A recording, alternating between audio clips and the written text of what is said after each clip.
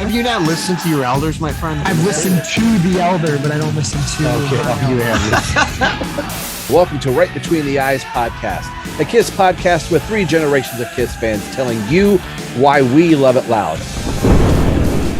Hello, everyone. Welcome to Right Between the Eyes podcast, a KISS podcast with 3 generations of KISS fans telling you why we love it loud. I'm one of your hosts, Rob Myers, and welcome to episode 53, part 6, the Road to Rosemont series, the last episode, the finale.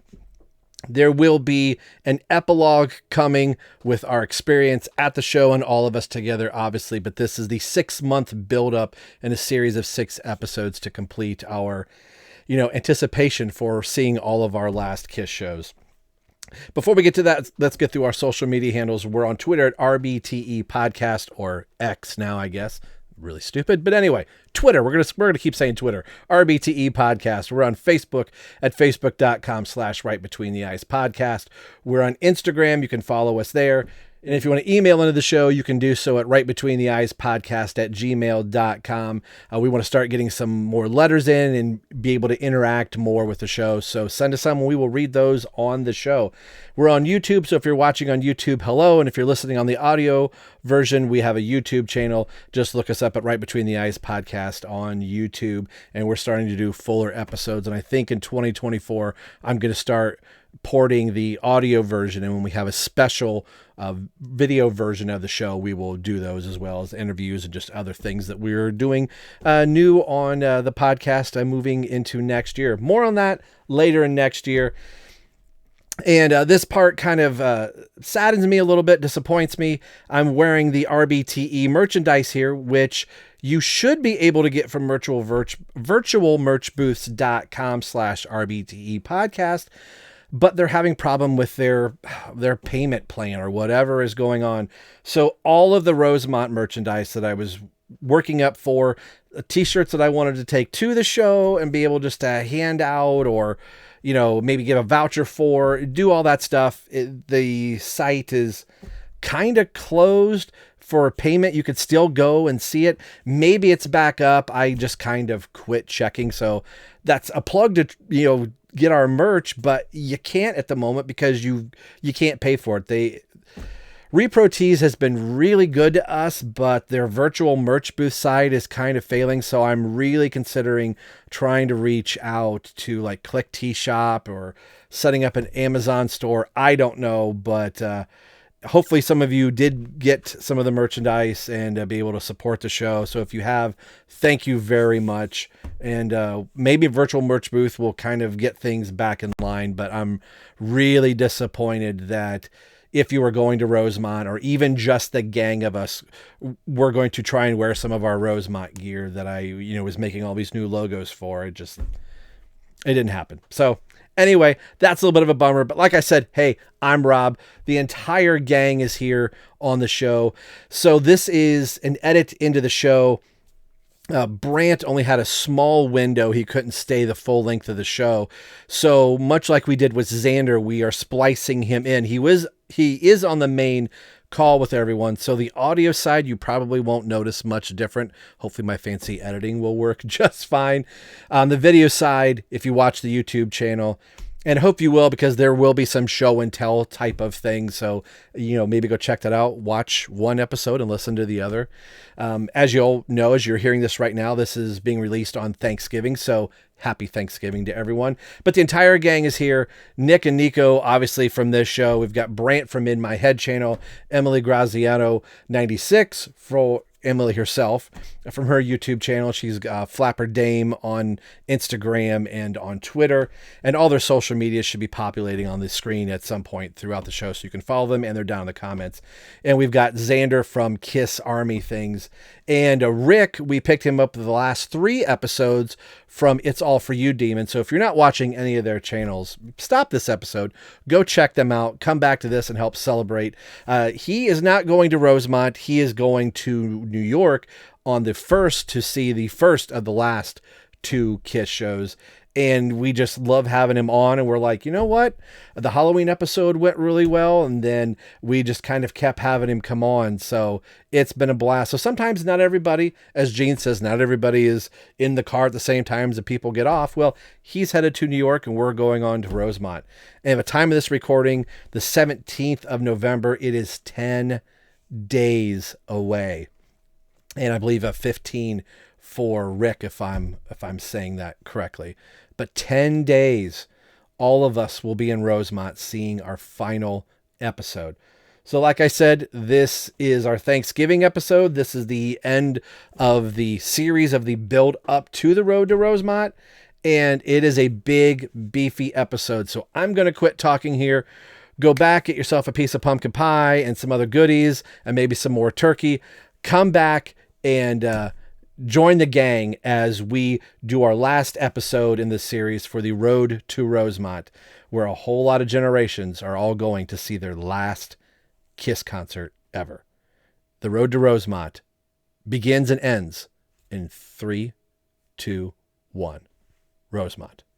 We've been around for generations, but when you see a little 5-year-old kid in Kiss makeup on his dad's shoulders who's wearing Kiss makeup next to his father, that stuff, that'll put a lump in your throat. You have to turn around for a second. It gets me. It's music, but it's generational, and it brings families together instead of separates them. Episode 52, Part 6, the finale of the Road to Rosemont. I can't believe 6 months have come and gone. So we've got a lot of moving pieces tonight. I'm going to kick it over to Brant. You've got something really cool to be able to share and show and tell here at the moment. So why don't you take it away for a second here? Yeah, well, you guys created your own buttons, and Xander down below me created his own buttons. And I was like, where'd y'all get those cool buttons at? So y'all went with Sticker Mule. So I got mine Sticker Mule or ordered last week. I was really worried about getting them in on time, but I got them in, and they sent some little cool things. They sent some little stickers. And did you get hot sauce? I got a coaster, and I did get some hot sauce. Wow. Yeah. Hot sauce. Yeah. Yeah, the wrapping on the outside's hot sauce. My wife's like, "Who you ordering hot sauce from?" I'm like, "That's what my wife said." But I got 50 buttons.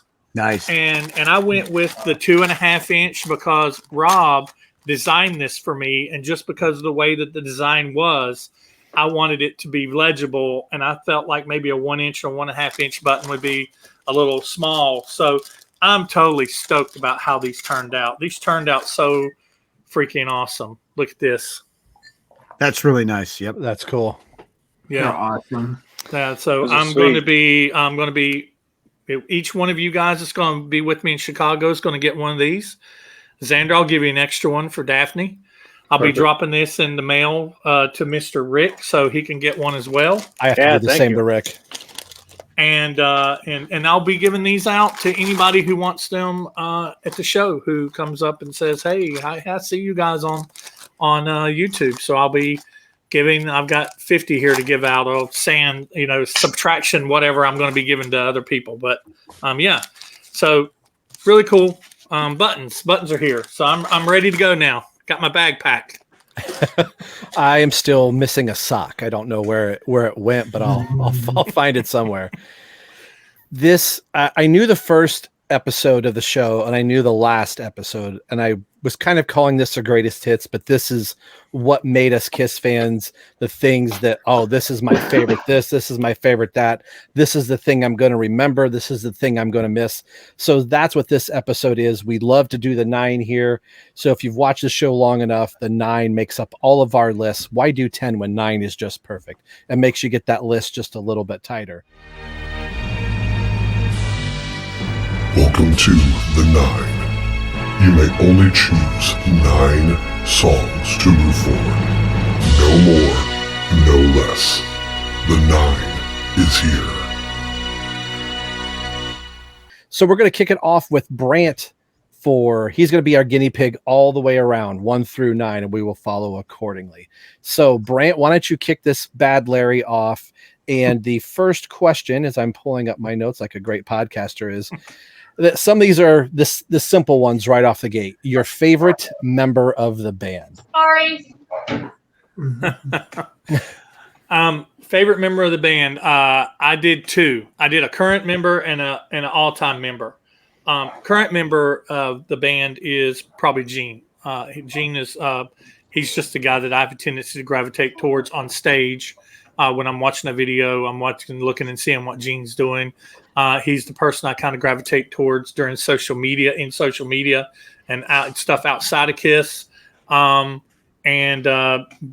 probably my all-time favorite member, you would think it would be Peter, but I've kind of alluded before that, Peter was my initial favorite member of the band. But my all-time favorite member is probably Ace. I just go back to Ace and his contributions to the band that he did, and the groundwork and the footwork that he laid for the band with the solos that you can sing and the iconic solos that he's known for.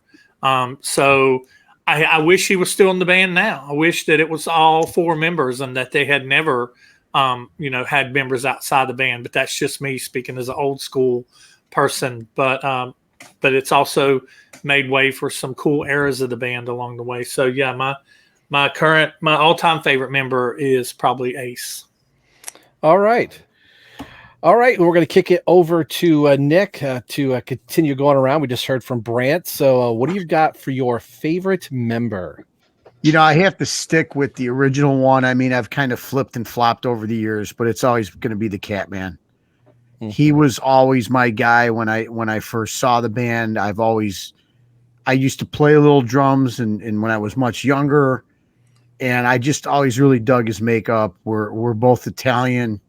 I felt like I identified with Peter a little bit. He's got a little bit of that Gene Krupa, the old drummers, Buddy Rich, all those guys. So I love me some Catman. I sure miss him. He hasn't been around what seems like forever, but Peter Criss is my guy.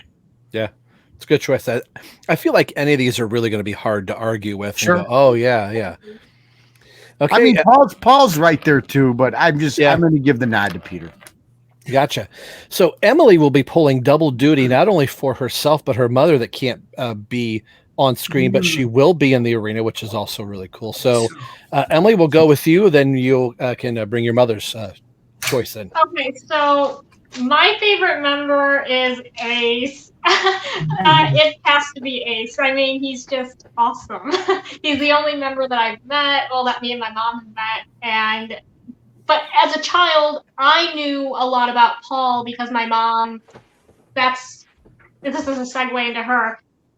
Paul growing up was her favorite member. And I think he'll always have a special place in her heart because he's been in the band. It's his band. But her favorite member overall is Eric Cobb. Wow. Oh, wow. Nice. Awesome.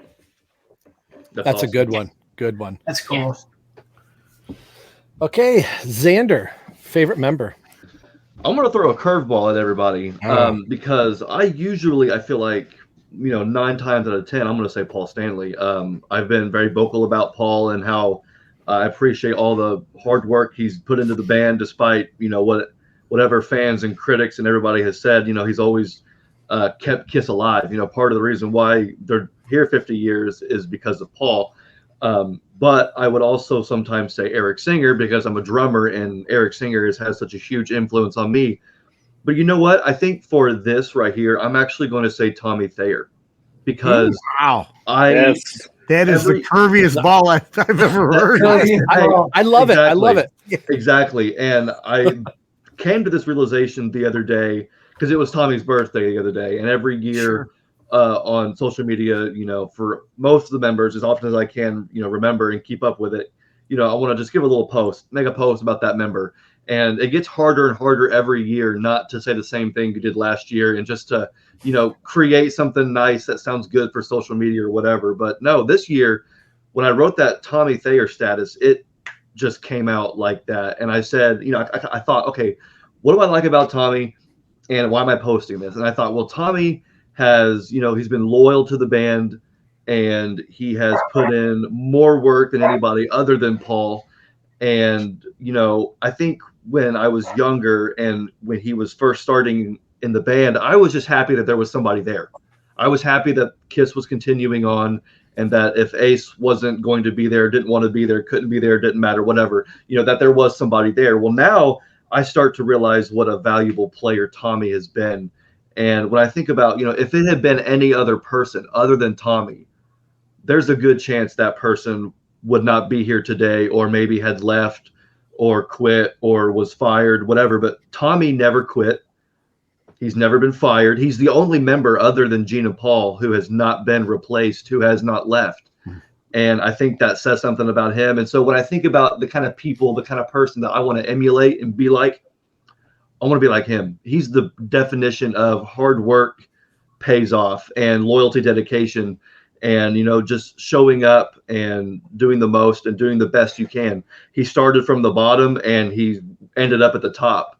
I sometimes think, man, I'm 28 and I still feel like I'm grinding. I still like I'm struggling, Well, he didn't become the spaceman in Kiss until he was probably 30, 40 years old, 40.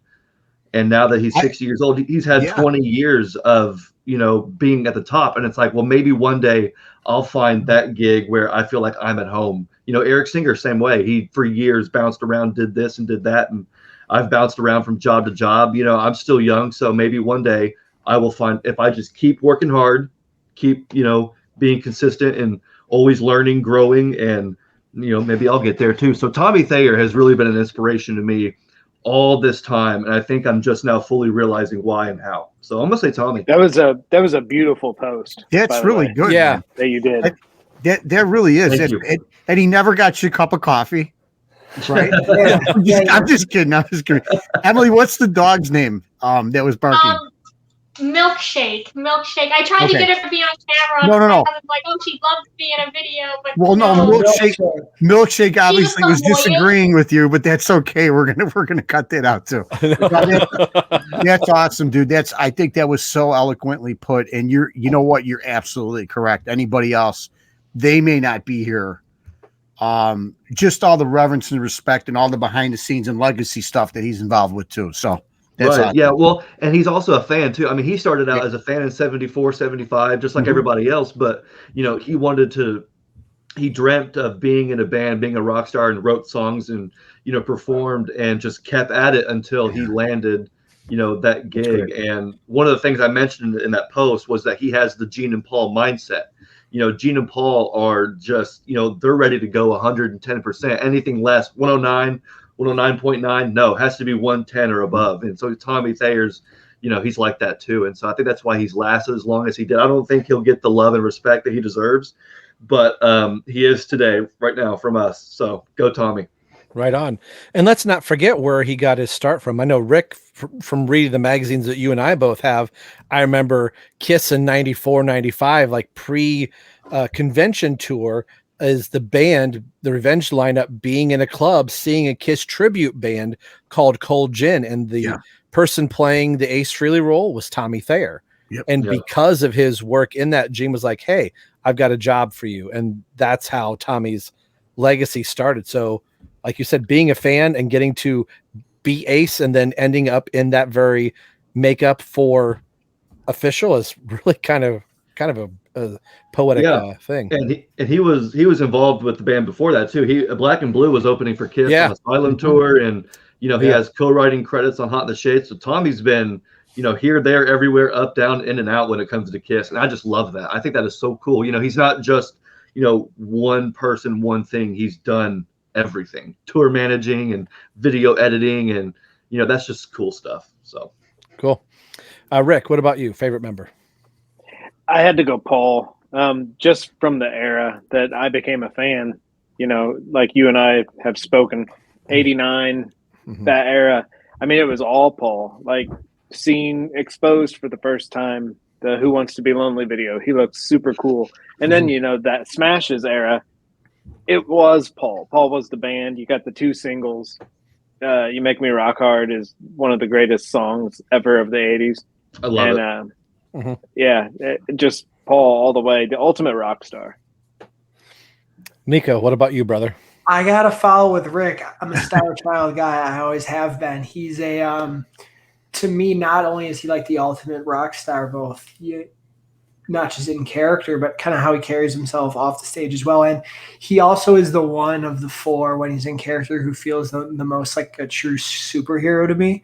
And kind of like Xander was saying, he really is the reason Kiss is still alive today. And just every time I've seen them, he's just been given 110%, and I just have a lot of respect for him. And there's something about the simplicity of just his one star too, in the makeup that I've always been drawn to. So I'm a Paul guy. I always have been. I always will. I just wish you would change the set list a bit. Yeah. How dare you? You got interviewed about it a couple weeks ago. That's the only time I think I've ever been really with him. I thought his answer to the question of what's your response to fans who wish they could change it. I thought his response was pretty dog water. So, but it's okay. It's fine. Yeah. From mine, it's no surprise. I've maintained it since the beginning of the show on a RBT EV5 that I did talking about the 34th anniversary of Hot in the Shade. It started with Eric Carr. Mm-hmm. And that's right at the time I was learning to play drums. Yeah. So wanting to emulate somebody that I could see, he was taken away from, I was far too young. And I remember thinking, oh, the band's over. That's it. Not thinking in my new Kiss mind that there have been other members. So when Eric Singer came in, it was like, oh, that was the guy from Paul's solo band. Oh, wait, he was in Black and Blue. Oh, he's played with Alice Cooper and he's blonde. And back when I had hair, I was like, I'm blonde. It was just that, being my naive 18-year-old self, but being able to go to a show for the first time, and there I'm seeing a brand new Kiss member and that chrome drum set. It just, I just got lost. I'm like, that's the drummer I want to be. All the respect to Eric Carr, but when I really became like this diehard Kiss fan, it's been Eric Singer. You want to talk just like Tommy Thayer is doing the work and doing what the band has always needed Eric to do. Back in 2003, when they're like, hey, we got this Australian thing, but they want 3/4 of the band, and Ace wasn't willing to do it. So we need you to step out for a year for Australia and the Aerosmith tour. He did it. So you want to talk about a workhorse and a drummer's drummer, and somebody that has played with the elite of the elite, the Black Sabbath's Brian May, has sat in with Queen, and et cetera, and et cetera. So it's always been Eric Singer and always will be Eric Singer. So that'll be mine. Nice. Okay, Brant, back to you. Number 2. And I know this is like trying to pick your favorite children. So your favorite album. This was actually easy for me. As soon as I saw that, the album popped in my head. If anybody's followed my channel long enough, you know that my top 5 is really tight, and it might, anything from 2 down may change a little bit, but my number 1 album always will be Kiss Alive 2. It's the album that I discovered. It's the first album that Kiss released after I became a fan. First album I ever got was Destroyer, but then 2 months into me being a Kiss fan, they released Kiss Alive 2, and with that packaging and with that sound and with the book and the tattoos and just all of it, the machine that Kiss was at that time. It's just, there's so many of my core memories of who I am as a Kiss fan that is tied to that era of Alive 2 to like Dynasty, the solo album, the double platinum album. But Kiss Alive 2 is the pinnacle. Is it the best Kiss album? Maybe not, but it is my favorite Kiss album. I just picked it up on vinyl, a 1977 copy. It's been beaten and worn. It was $18, but there was something about the album where I was like, I got to have this. You could tell the record had been loved. There were some stickers placed on the album, some scratch marks, and the guy was like, oh, I'm sorry that it looks the way that it does. And I was like, no, man, there's history on that. And he was like, oh, that's a good answer. So awesome choice.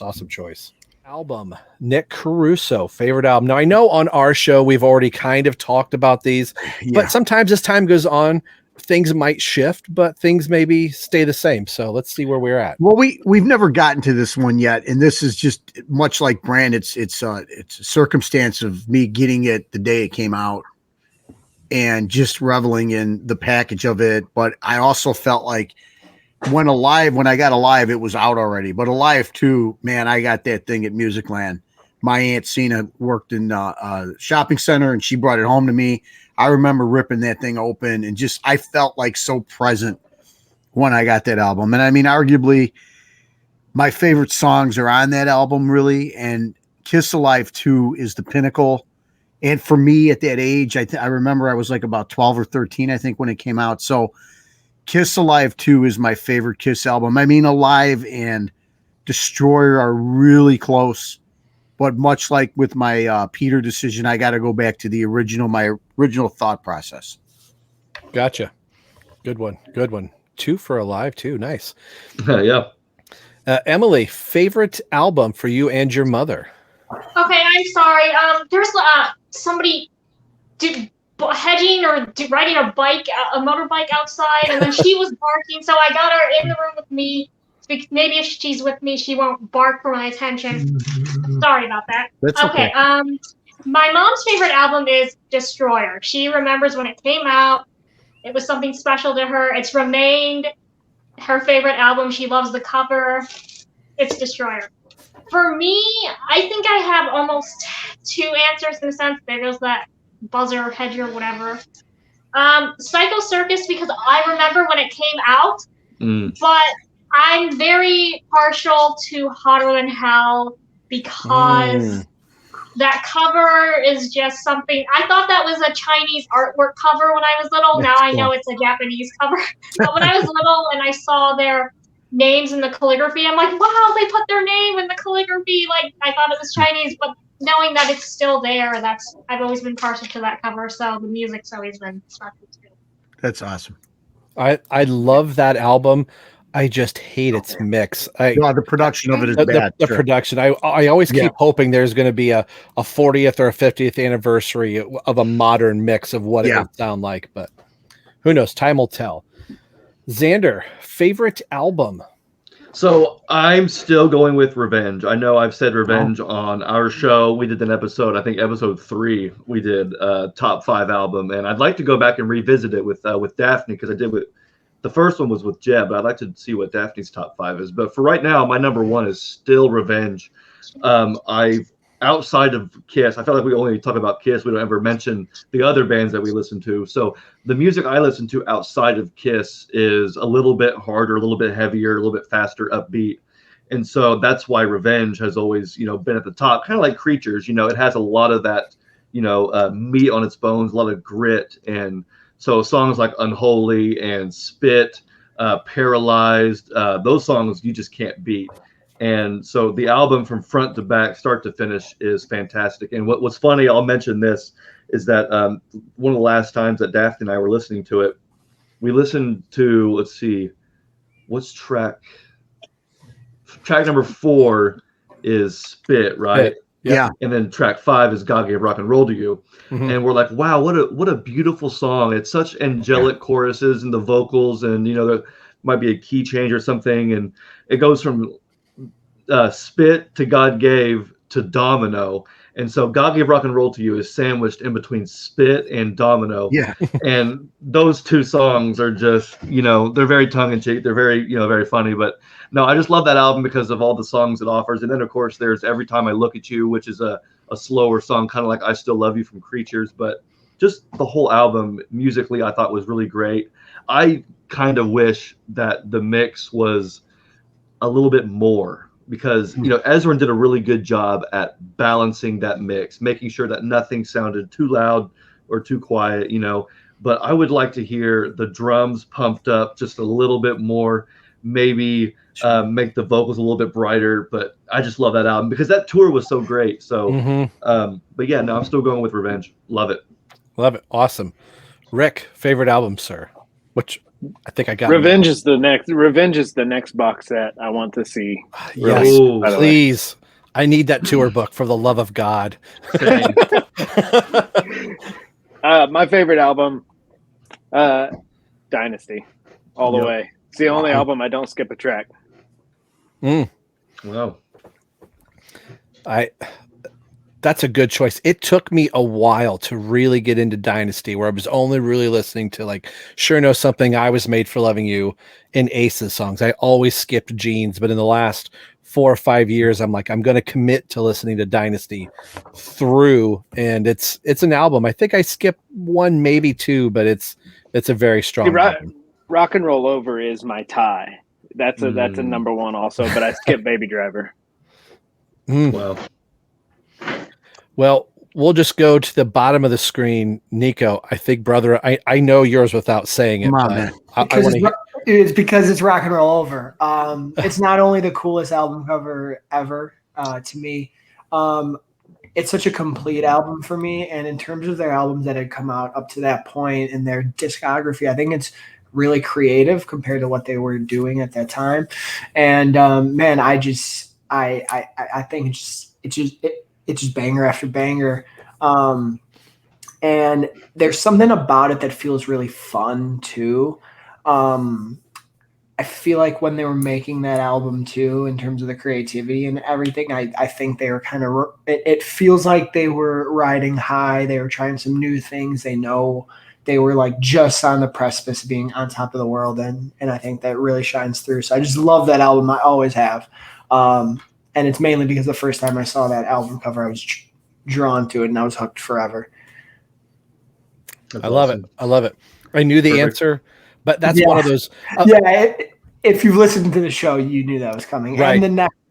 And the next question is the easiest layup ever. So. Right. But of all the album covers, that's the one thing that you can throw in any piece of merchandise. Even the 50th anniversary logo is using the saw blade as part of its thing.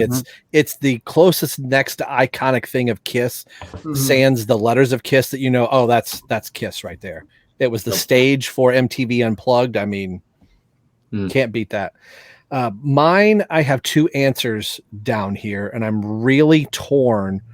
The first one I wrote is Carnival of Souls. Wow. The slash in there is Revenge. Hot in the Shade got me in the door, but being that Revenge was the first album that I bought day of, that anticipating that album and hearing again like what Eric Singer was going to sound like with the rest of the band and just the quality of the songs, everything that Xander said, I want to copy and paste. The song that I still go to every time is Heart of Chrome. Watching his instructional DVD, realizing what playing ascending and descending, the first lick is backwards through the toms, coming up to the toms, and then descends back down. I didn't know what that means until that. Like, I couldn't figure it out hearing it. And then once I saw it in his instructional video, I thought that was the coolest thing in the world. So I catch myself playing backwards on purpose now just because of, Eric Singer. So Revenge, I got to go with Revenge. That's awesome. Okay. If picking a favorite album isn't hard enough, let's go with favorite song from the band. Anybody that knows me, has listened to my channel long enough, knows what my number one Kiss song is. It's the very first Kiss songs I ever heard when I picked up Destroyer as a 7-year-old, Detroit Rock City, and it always will be my favorite Kiss song. Like I said, is it the best? Probably not, but it is. It's in the set to this day. It's been in the set for a long time. It's apparently one of the Kiss's favorite songs and a fan favorite. Probably has a lot of what do they call it? A lot of fatigue to it for some people, kind of like Rock and Roll All Night with me. But I'm still going to be partying when that confetti's going off here in Rock and Roll All Night. So I cannot wait to hear You Wanted the Best, You Got the Best, the hottest band in the world, Kiss, and then hear that opening line of Detroit Rock City. It's going to be, after 23 years, it's going to be phenomenal for me. That's going to make it for me. Right. Favorite song, Mr. Caruso. It's so sad. King of the Nighttime World, man. Nice. From the first time I saw it, I think on the Paulin Halloween special, to hearing it on Destroyer and then getting that great version on Live too. It's just, I know that they didn't even write that song, but to me, it's just really about Kiss. They are the kings of the nighttime world. And I kind of self-identified it because I was in the entertainment nightclub business for a lot of years. And it just was kind of like my mantra. But outside of that, I just love the song. It's a tremendous song. We Laugh, a couple versions. We don't like some of the sound on some of the stuff they put out, but the song itself, I think they always do well, no matter who's playing it, what era, what members. They did great versions on all the tours. On the Revenge, I think they played on the Hits tour, right? Yeah. I don't remember. I don't know if they played it on Hits, but they played on the Revenge tour, right? Or the 95, when they did that. Yes, tour, the 95, the Kiss My Ass. Yeah, tour, and I mean it was so solid on the reunion tour. It was pretty good on the Rock the Nation tour. So, King of the Nighttime World. And they should be playing it now. Stop. Yes. No, Amen. That's one that needs to come back. Yeah. It's a shame. It's a shame. There's a great version that they did in 2014 on Fallon, I think it was. Yeah. Yes. Live I remember that, man. That was outstanding. That was awesome. I was like, they're playing this live on television. Oh, and it was awesome. It was great. And they never played it on the tour. I don't think. They did open the first few shows with that song, and then it was dropped and changed to Psycho Circus. Psycho Circus, you're right. But that was it. Yeah, it was like there and gone. It was unfortunate. Emily, favorite Kiss song? Okay, my mom's is Detroit Rock City. Mm-hmm. She just loves it. And then, mine, I think I'm going to cheat a little bit. I wrote down Rock and Roll All Night because it was a song that I could sing ever since I was a toddler. That's a very easy song for a toddler to get on board with and sing. But then I wrote down, I have two major deep cuts that I just can't let go of are Within and Love Her All I Can. So those are pretty good songs, man. This is good stuff. Emily, like your first episode, you were knocking some serious knowledge out, and Love Her All I Can. I wasn't expecting that. That's a good one. It's a good song, man. Yeah. Xander. This one's tough because asking a Kiss fan what their favorite anything is. I mean, when we all said member, we said, well, I would say this member or this member, but I'm going to say this member. We're always bringing multiple answers to the table, and so Psycho Circus is definitely a contender because that was the first album I ever heard. That was the first new Kiss album when I was a fan, and that's what kind of got me into the band. So Psycho Circus, the song, has always been a favorite of mine. It's a great opener. It's a great song live. The video is very fun, even though it is very cheesy and very wacky. But I still love it, and I think that thematically, it's a song that defines Kiss. The whole amplifiers start to hum and welcome to the show and just the makeup running down my face, just all of that, the whole thing. Autobiographical, the whole song is so awesome. But the other one I wanted to go with is Modern Day Delilah, and that's because I can remember when I was on the bus. Sonic Boom had just been announced, and I was real excited. But I remember being on the bus with my MP3 player, listening to music on the bus on my way home. And I got a text from one of my friends, and all it said was new Kiss song Y106, which was our local radio station. And so I flipped over to the radio on my MP3 and caught the second half of that song. And hearing the newest Kiss song for the first time and hearing that it was that one, I was like, that song could not have been more perfect. And every time I hear it, it has the exact same energy, the exact same power, the exact same perfection that it did on day one.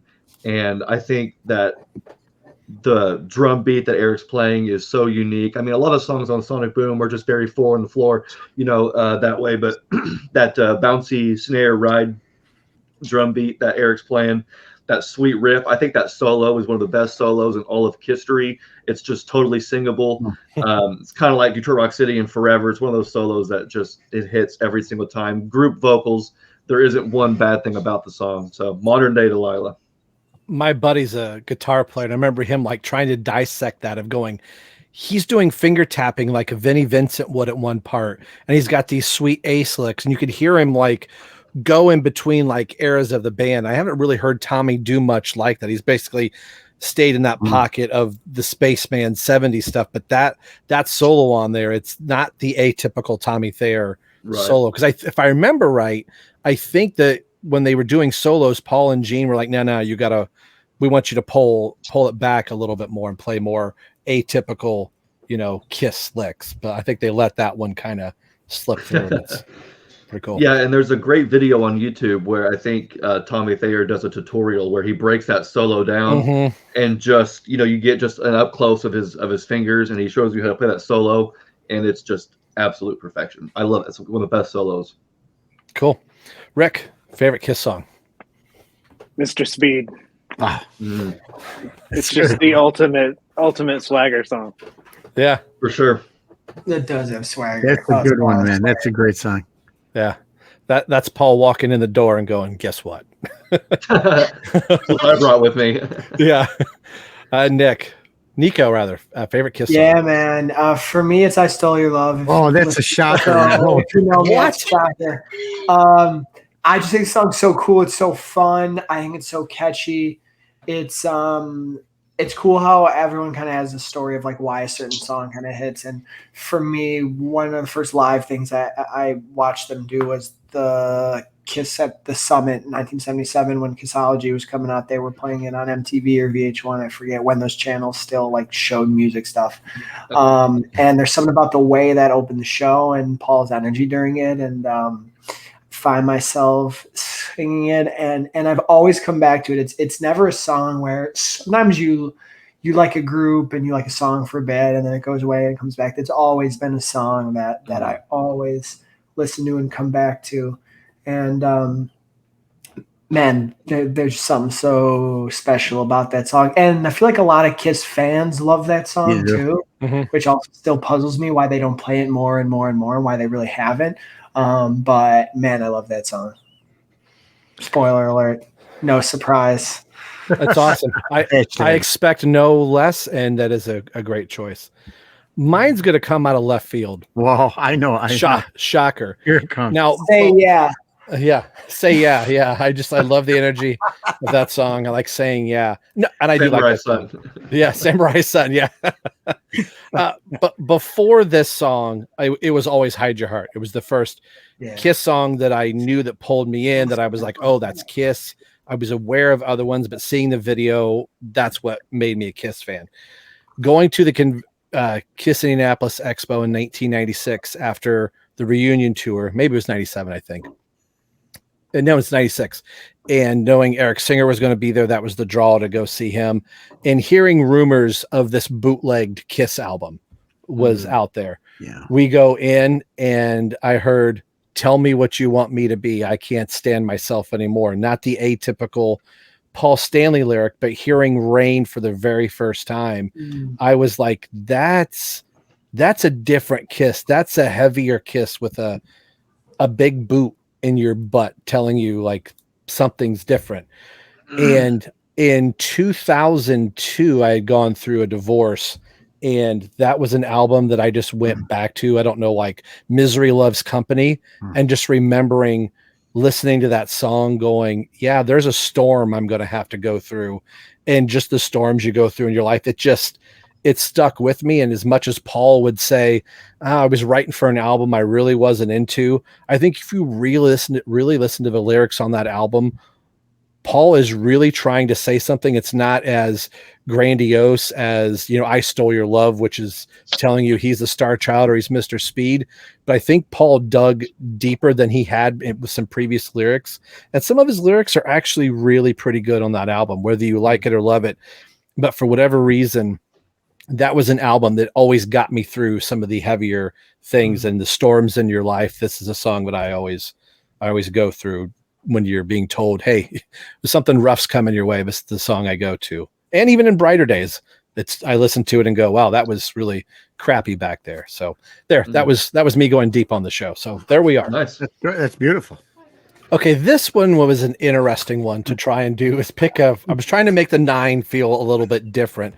Favorite Kiss lyric. So I'm really curious what everyone's Kiss lyric is going to be, and I was feverishly trying to write mine down as we were getting ready to record. So Brant, kick us off with your favorite Kiss lyric.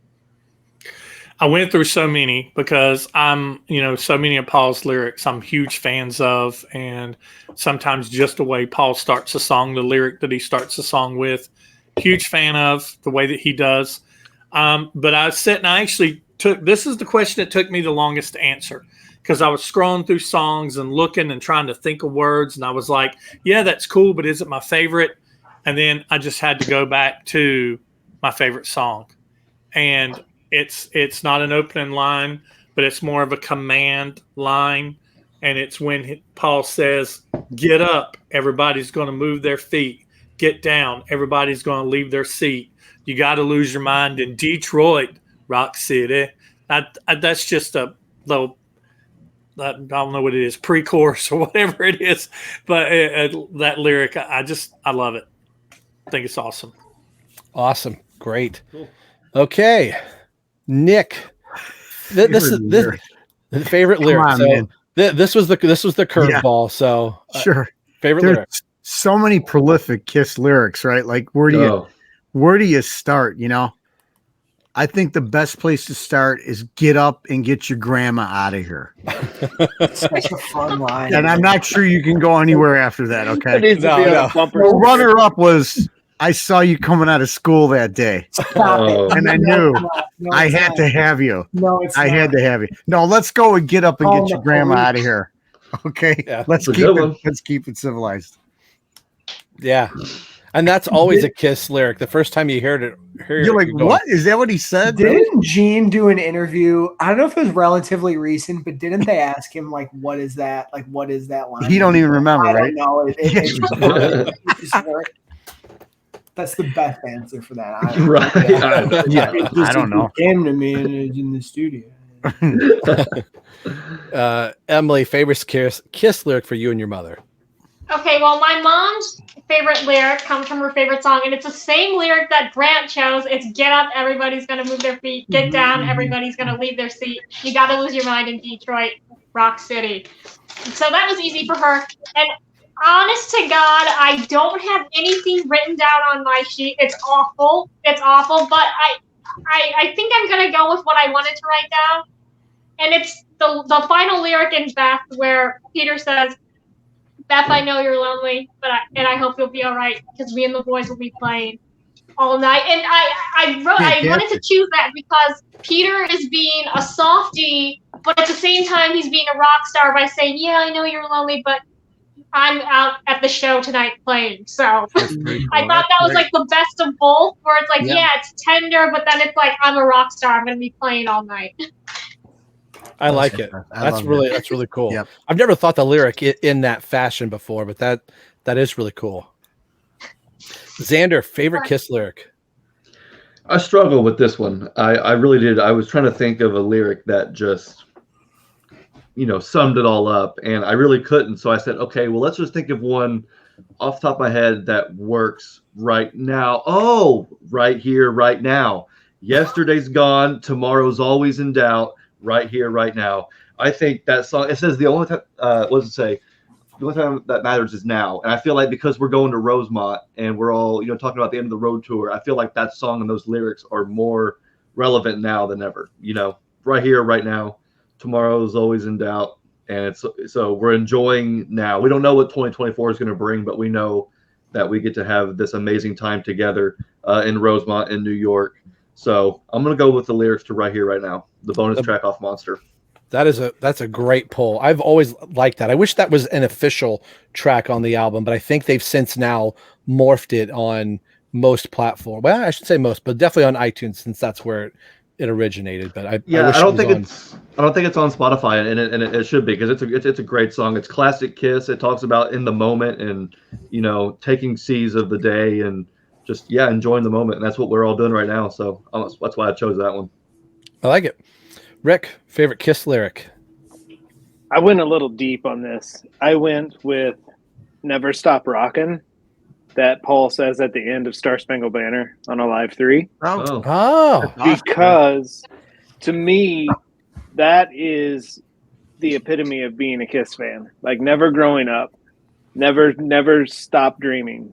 Never stop rocking. And I listened to that and those explosions at the end of that track, and I always get kind of misty-eyed and goosebumps, and I see myself as a 19-year-old kid and as a 49-year-old kid, and I'm still that dreamer because of this band. And it's always that line. I always go back to it.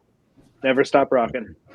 That's awesome. Yeah, I love that that's the last words on the album. In the mix of all those explosions, I think it's so cool. I love it. So mine's going to go back to my first Kiss album. I want to make sure I say this right. Did Nikko, you give yours? Oh, I'm sorry. No. Rob can go first. No. I'm just curious because I have no idea what he's going to say. What? Let's go with Yeah, Nikko. true. He doesn't have. You know what's funny is this one. I kind of felt the same thing that a lot of you did, where this was a really hard one to kind of lock in and choose something. But then the one I kept going back to, and it's actually cool because Xander touched on it a few minutes ago.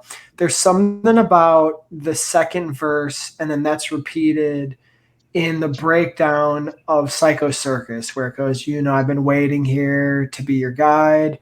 So come reveal the secrets that you leave inside. Step up, no one leaves until the night is done. The amplifiers start to hum. The carnival has just begun. I've always thought that line, it always gave me chills because that's what I think it felt like being at a Kiss show.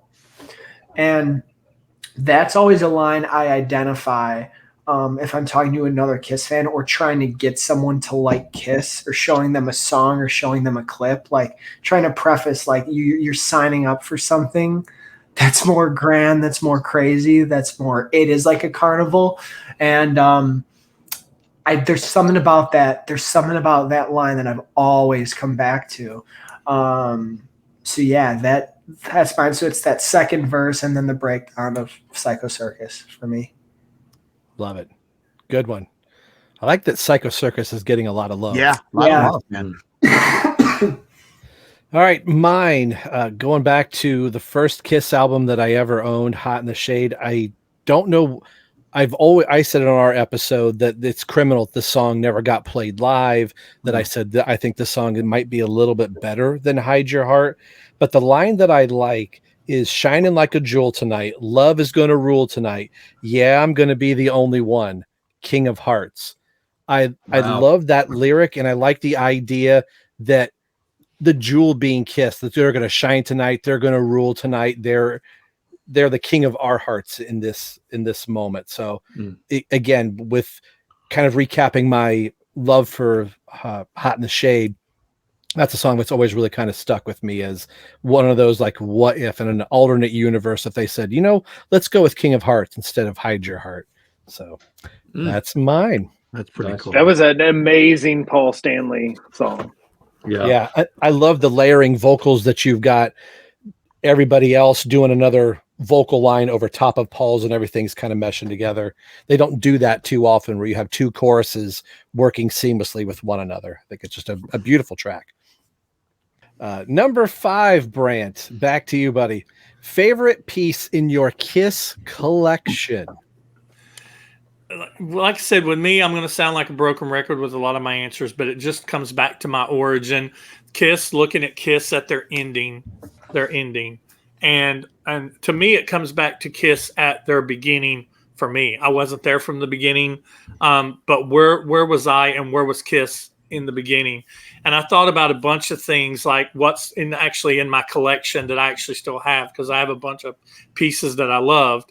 I initially thought about the Mego card, not the Mego cards, but the Donruss Series 1 cards. Those take me back to being a kid trading cards outside Little General with the other guys that was buying Kiss cards at the time.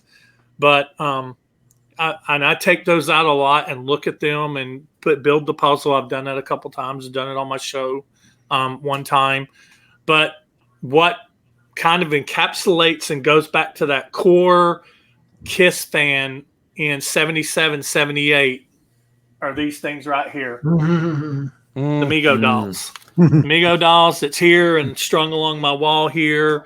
This is the core of my collection right here. And this is what Kiss was all about in 77 and 78. That fun, those games, playing games, things that wasn't meant to last 40 years, and here they are. Gene's had both of his knees replaced. Yeah. So, and This Gene's still kicking it just as good as the real one. So this right here is my most my favorite in my collection is the Mego dolls. Do you remember the Rob? You guys remember the commercial for those? Yeah. Kids, You may look insane, kid. And then it's like, oh, don't bend the knees too much. Rob, you should. I don't know if you could splice that internet, but I might. You two might not like me for it, but I may be able to get a still of it, and maybe I'll just remember the kids too. They were kind of creepy. They were really having a good time with those dolls. Any crazy pose you want. Yeah, they were posing them everywhere. Exactly right. Sold separately, and you can put them in any crazy pose you want. That's hilarious. And that was like a bucket thing. During our anniversary, we went in like Amish country, of all places that I should not be able to find Kiss stuff. That there is Peter Criss, and he's behind the curtain, or I'd show him. But I was like, I can't believe I found Peter Criss, just missing his armband. So that's a beautiful piece of history, right there. Did you find him on a wagon, or where was he? He was. They had him like churning butter. All right. Favorite piece in your Kiss collection, Mr. Caruso? I don't. It's funny because I had to think about this because I don't have like a lot of stuff like you guys do. Yeah, I'm curious. The music has always been like the most important thing to me, and I bought the books, the history, and I have all that kind of stuff, and the Kissologies, but I think for me the coolest thing that I ever bought was after Kiss did their 1998 Dodger Stadium show on the Psycho Circus. I had a guy that I used to buy radio broadcast concert CDs from in North Carolina, and they would be like the things they would play on Westwood One. Mm-hmm. And when I got into the bootleg craziness, I always had to have live shows, right? So like here in Chicago, they would play them every Sunday night, and these were unreleased shows, right? Like for you name them, Sting, Aerosmith, everybody had them, right? So they had this premiere of it on Westwood One at the Kiss, and I'm like, I wonder, like, I got to try to find this, So I reached out to him.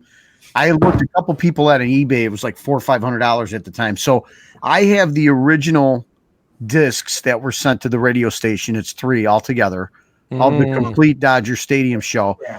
And it's, the sound is a bit harsh because it's not really mixed for appropriate release, but it's the original 4 guys, and it's got all the flubs and everything on it. I wound up paying about $250 for it, and I wound up, I had a Tascam recorder. I wound up splitting the tracks because when you buy these things, they're not split up by tracks; they're in segments. So segment 1 might have 6 songs on there. With the guy goes, "We'll be right back from this is Westwood One," and there's commercials.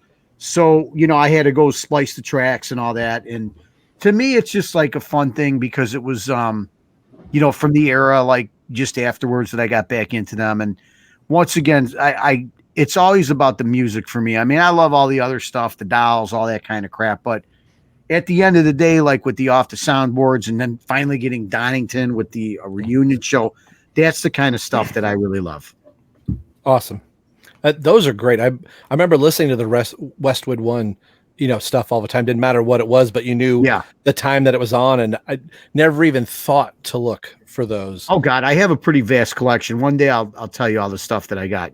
What I did too was I wound up selling a lot of the original silver discs, and I just burned copies for myself and then downloaded them because they're, you don't see them that much anymore on eBay, but you can get some good money for them depending on who you have. There's like a David Bowie Tokyo 1990 show that I had that I'm like, I'm going to sell this thing. It's going for a lot of money. So there's just about everybody you think they participated in it. Gotcha. Emily, favorite piece in your Kiss collection, you and your mother? Okay, so my mom's favorite is her original pressing of Alive 2. And 3 for Alive 2. Yeah. Yes. I don't know when or where she got it. I'm going to have to ask her eventually but that's definitely it. She even has the original tattoos. But my favorite, and I'm not home, so I can't hold it up, but I'll send you a picture of it if you could edit it in. Will do.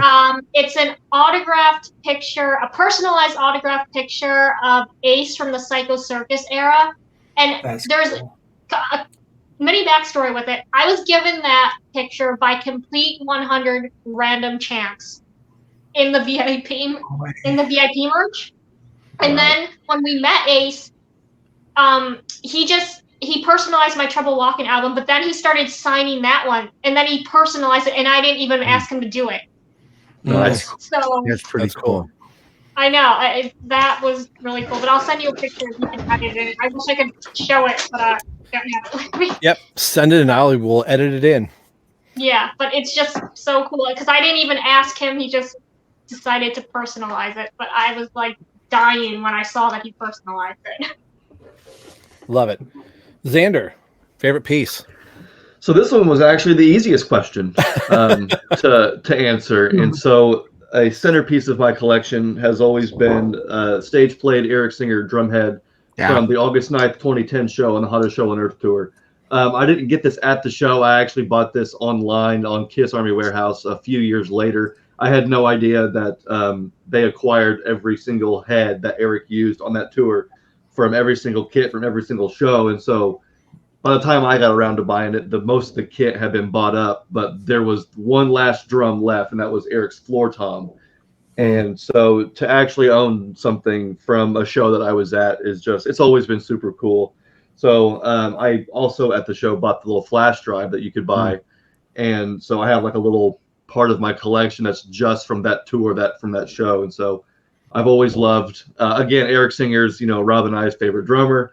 And, to have his stage played, you can actually see where he's, obviously beaten on it, and it's got holes. That's really neat. And it came with a COA. So yeah, that's pretty cool. So there's my autograph stage played Eric Singer drumhead. Love it. So where's that located in your house? Just for safety. Oh wait, no, my favorite piece is my RBTE shirt. That's my favorite piece of my There it is, cool, right there. Yeah, that's what it is. That's how you represent, Appreciate brother. you, dog. Appreciate you. Rick, your favorite piece? November 1992, my friend Danny and I had airbrush shirts. He had Gene, I had Paul.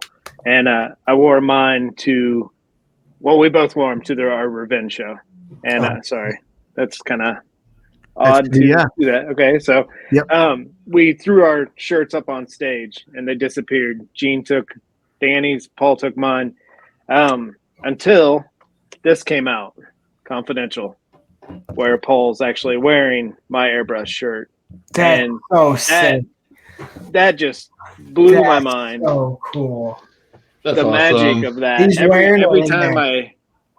Every time I watch this, I'm that 19-year-old kid again, seeing my idol wear my shirt. And what's even cooler is in '94, he wore that shirt in Argentina in South America for the entire show. So I'm still finding magazines to this day, Mexican magazines with cool, man, all wearing my shirt. And so like it still keeps popping up. That's awesome. I wonder if he still has it. Oh, I'm sure it's probably trashed. It would be awesome if it pops up in the warehouse. He did post a picture of him holding an airbrush shirt in the warehouse, but it's not this one. But that's still, I remember when VH1 Classic was on and they'd play the I Love It Loud video, and you see it two times in that video. And every time I'd see it, my heart would sing. It was just a magical year.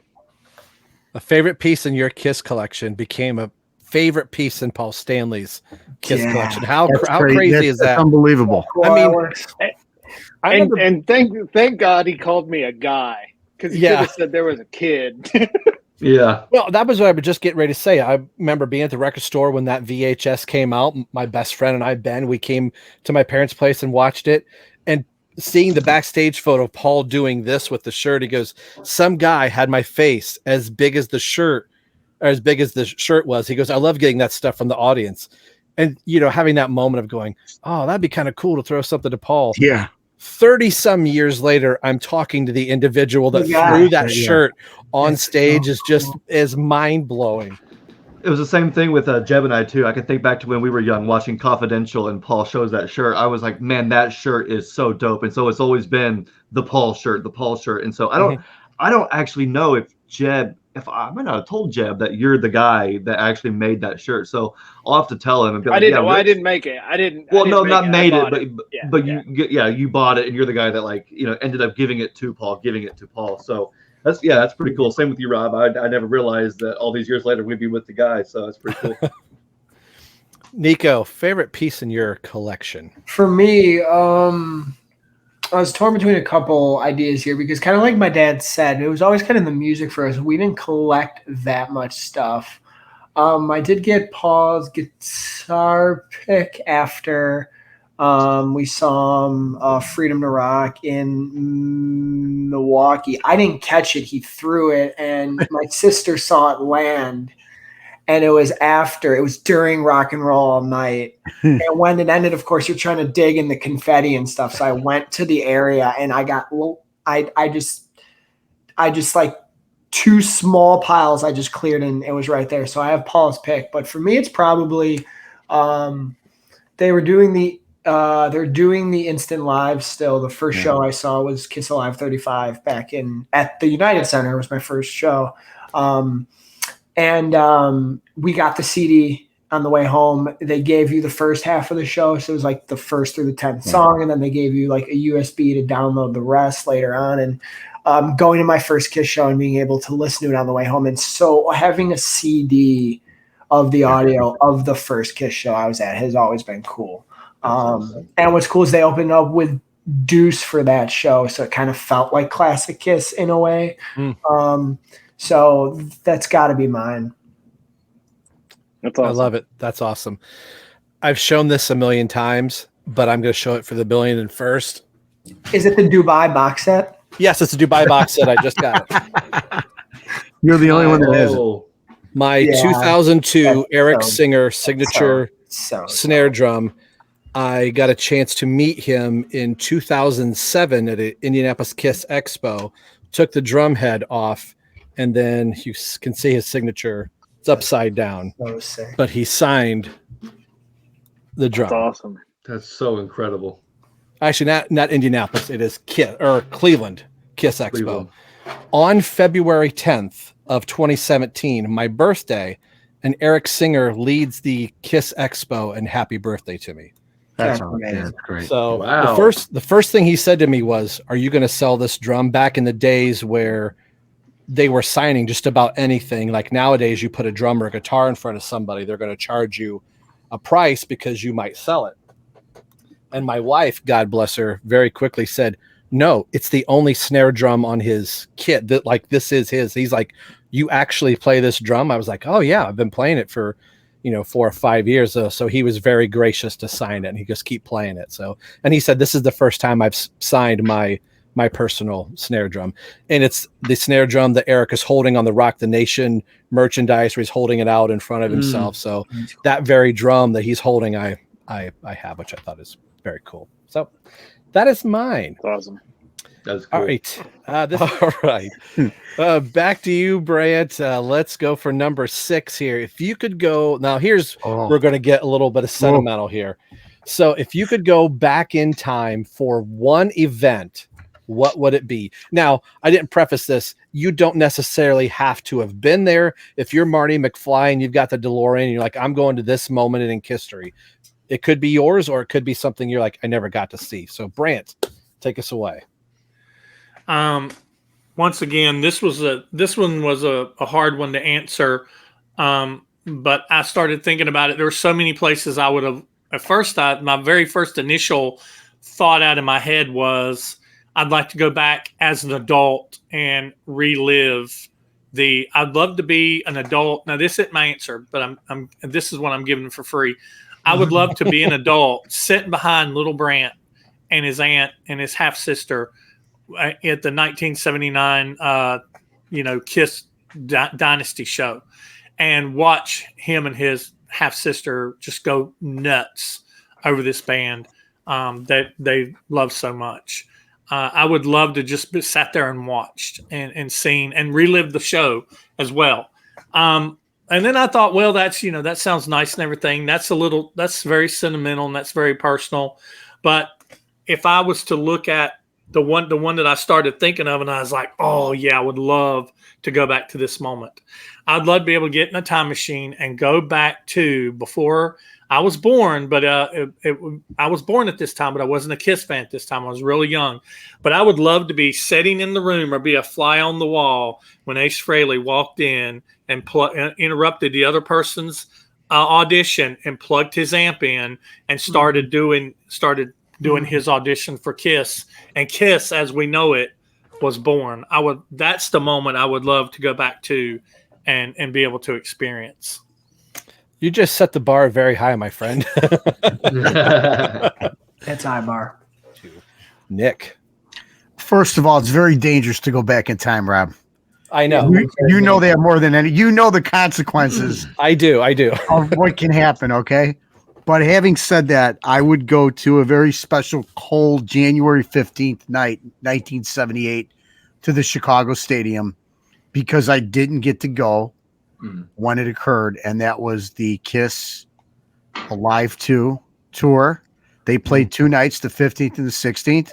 I'm a little pretentious, so I want to be there for opening night. And I mean, what else could you want? Kiss at their peak. They would go on to play, I think, about another 15 or 20 shows in the U.S., and they went to Tokyo, and then that was it for that tour. But just to be able to see them in their glory, and it's the wonderful 20-song set with I Stole Your Love, King of the Nighttime World. I mean, everything. They did everything at those 2 shows just like it. So, I mean, that I didn't get a chance to go. My parents wouldn't let me, so to have a second chance at that would be a dream come true. But who knows what would happen, Rob, if I did go back in time. Right. You could eventually walk outside of the arena and find a little Nicky Caruso wandering around. You'd break the time-space continuum. Go, right, exactly. Yeah. We don't want that. Emily, if you go back in time, where would you go? Okay, my mom would go back in time to any concert with Eric Carr because she just did not have an opportunity to go. I mean, she was in high school when he got into the band, and then he just, for some reason, did not go see him.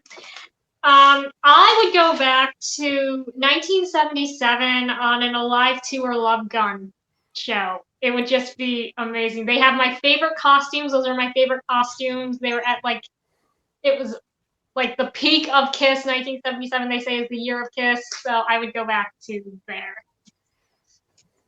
Emily, maybe you and I would go together so we wouldn't screw things up too much. I don't know. Maybe. Yeah. So you know what I'm saying? Yeah, just where we're not really, really unraveling the time string. Xander, where would you go, brother? I'm going to keep this one pretty simple. I would go see a club show on the Revenge Tour. Yeah. I thought it was really cool that they did a club show. I went back to the clubs before doing the big tour. And so I've seen some footage. It looks insane. They're very small. That stage is small. So to be there up in the front, like leaning on the stage and have Paul sweating on me. Yeah, that'd be great. Rick, where would you go?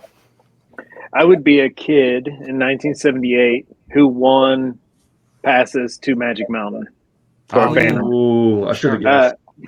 Just even that press kit that you received, like with the instructions, like from, like arrive at this lot, someone will greet you and lead you into the park, and you got like a park map and of course a ticket. That had to be magic for a kid to be able to go. This is your favorite band, and you're getting to go watch them film their debut movie. I mean, that would just be magical. And the collector in me wants that press kit that they received. That would be awesome. Plus, you would have heard rip and destroy. What is it? Rip and destroy. You would have been one of the only few to ever listen to that song performed live. The rumor is Phantom of the Park filming had the orange Magic Market Cup. It was the only location that had orange, I believe. Orange or white is always the rumor. That's cool. Nikko, where would you go if you had a time machine? Probably like a 77 or 78 show, like my dad said, Alive 2. Or I think it would be cool to go back and like kind of be on the fly on the wall, a seat close to where he was when he saw his first show, back on the reunion tour, just to be like what it was like. Because I know what it was like when I saw him for the first time. I would have loved to see. I just know he cried, but he won't say he cried, but I know he cried. That one. Or honestly, while they were filming Phantom of the Park, because apparently it was chaos, I think it would be funny to just be like a set operator or something, just watching them like not read lines or get yelled at or not show up or have those stunt doubles have to walk in and fill in for them. It could be cool, but probably my main answer would be to one of those two shows, because Kiss, the live concert experience, is the quintessential thing about them. So you know what's weird though? If Nikko did go back in time to 77 or 78, they would not do I Stole Your Love at that show. I would be so unlucky. It would be a show where they like, thing. yeah, it's like a universal constant. It's like a canon event that I'll never see. So he goes all the way back, but you can't There's change no things, timeline Rob. You left can't to change see it. stuff. Yeah. It's like Across the Spider-Verse when they're like some things have to happen. It's a and some canon things will event. Never You happen. can't- It's a right. canon event that I'll never see it. That's funny. No matter how many times you try and save 1989 Michael Keaton Batman Barry, you can never save him. I just can't do it. You can't. Mine would be, it's simple. I would love to go back to see my first Kiss concert. And is it as magical as I once remember it? Seeing the Statue of Liberty, seeing the father yell at his son when the strippers come on stage and hearing him say, "If you tell your mother you saw this, I'll kill you." But, aside from that, just the in awe that my best friend Ben and I were just like, didn't know where to look, which member we were watching, couldn't believe. And we must have said 50 times, I can't believe we're here. So I would love to witness myself seeing my first Kiss concert. All right. We're getting close to the end here. Number 7. Will you still be as invested in the band as you are now come December forward and onward? Your channel, your podcast, where does your fandom take you beyond December 3rd? Well, I'm always going to be a Kiss fan, whether the band's around or not, whether they're touring or not. I'm always going to be a Kiss fan. I'm looking forward to seeing what happens. Like I still want to collect merchandise. If there's a bunch of stuff on my list.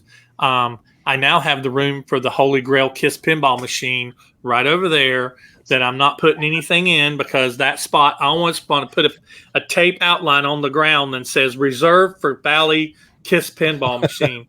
Nothing can set in this spot because that's where the pinball machine's going. So I'm going to be on the hunt for something like that. I'm going to be on the hunt for so much memorabilia. And I'd love to do something along the lines of what Rick has done, where it's like, bid or pass, or bid or, or whatever, where I'm looking at stuff and being like, man, I would have bought this. Hey, it was in great shape, but it was too much money. Or, oh no, I ended up getting this, and this is the next thing to show in the collection. The channel is still going to have Kiss content. There's still going to be stuff to talk about with you guys. And there's so much that we haven't talked about. We've not known each other that long. So there's so much to still talk about Kiss wise. Kiss is going to do stuff in the future. We got so much to talk about. What are they going to do about the biopic? Is that ever going to happen? What's going to happen with the brand? Are we going to be buying tickets to see Kiss in Vegas next year? I mean, who knows? Who knows what all is going to happen? So there's still a lot to talk about. So my channel will still be very Kiss focused, but there are going to be some additional things starting to make its way into the fold that I've just kind of put off for the last 5 years that I really kind of want to get around to doing. So there's going to be a new mixture of things coming into the channel as well. Cool. Awesome. I love it. Third, what are your feelings about our podcast moving forward, Nick? Yeah, I mean, we've only scratched the surface. There's so much history There's so much stuff that we haven't even gotten into that it's going to be years and years worth of stuff to talk about. Plus the camaraderie, the friendships we've made. I mean, it's really only the beginning. Plus, there's going to be so much legacy, so many legacy releases with this band that it while it may not be the treasure trove that 2022 was, we're going to have plenty to talk about. I mean, it's just fun. I mean, and everything that you could kind of spin off and talk about, there's no doubt. There will be no lack of interest on my part. Cool. Emily, how about yourself? I know your channel's not totally Kiss focused, but what do you think? Well, I'll make Kiss videos and I'll talk about Kiss. I'm not sure in what capacity. I don't know. I started this whole thing to document the final days of Kiss. They were all video diary style, but I'll always love Kiss. And my mom, she said she'll always care about Kiss no matter what. Like after they are done, they're just going to be in her life until the end of her life. And I feel the same way. I'll definitely talk about Kiss. I don't know what I'm going to do, but I'll definitely be talking about them and they'll be in my life. So definitely. Good. Xander, how about you? 100%. Yeah. I'm a Kiss fan for life. So I'm always going to be invested whether they're on tour or not. And as far as the channel goes and the podcast, I mean, we have kind of become a news show as of right now, just because the news is still news and there's still news. But once the touring's over, I mean, yes, like Nick said, there's going to be so many releases. There will always be an album review or a release review or whatever. But I've been keeping a little list of topics that I want to talk about on the show that have, nothing to do with current events and things like that. So in 2024, I hope to get to some of those, start talking more just broadly and having more fun with Kiss as opposed to just keeping up with what's happening now on the tour. So I will be 100% just as invested whether they're putting out something or not. Kiss Army things will go on. Cool. Rick, it's all for you. Absolutely. I think the beauty of life is you never have to grow up, and I'm still the same kid I was when I was 14. I'm still best friends with the same guy I was when I was 14. Mm-hmm. And I'm the same person I was then. I still, it's like Taco Bell, horror movies, Kiss, and a Friday night. Hell of a trio right there. Right. That Instagram bio. That is what my Friday nights have always been, and that's what they will always be going forward. And especially, I think we're going to try to move my friend Danny into kind of a co-host position once the Wax Night Basement gets redone. And I think it'll even be a more fun channel to do with him in the mix. That's awesome. That's very, very cool. Nikko, what about you, brother?